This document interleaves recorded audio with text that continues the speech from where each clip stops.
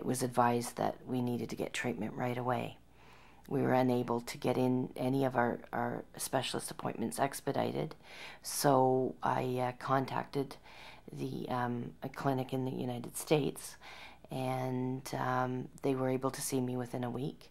And during that week, I went through a whole battery of tests and walked out of that facility with a full diagnosis in my hand.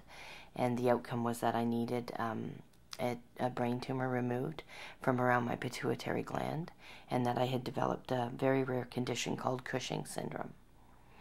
So I returned to Canada with all of that information in my hand, tried to expedite the appointments now that we had the knowledge of exactly what was going on, and we were refused. When I was at the Mayo Clinic and I was sitting for my final consultation, it was recommended to me that I get immediate treatment. My husband at that time had flown in from Ontario to come for these meetings, and we asked them if they could define immediate.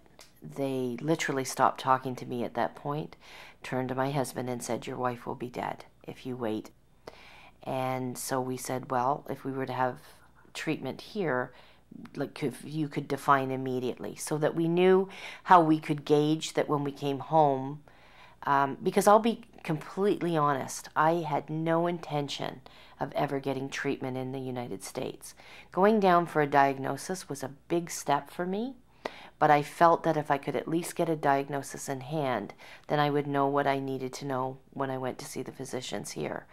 And so when my husband asked, well, what would be immediate for here, so that we weren't overreacting. I mean, it's news that you don't want to hear, and they advised us that they would have me on the table by the following Monday.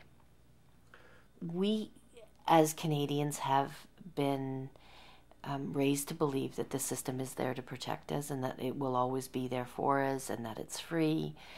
It isn't free. We pay for it dearly through our taxes. We have a right as Ontario citizens to get the proper care and timely access to health care.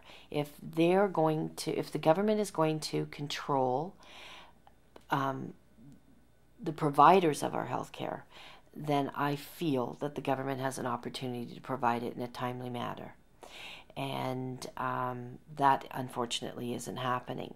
If I had an opportunity to talk to an American consumer about healthcare, I think the key word in that is consumer, because when you are the consumer, it is somewhat of a business, and you have the opportunity to demand service and treatment.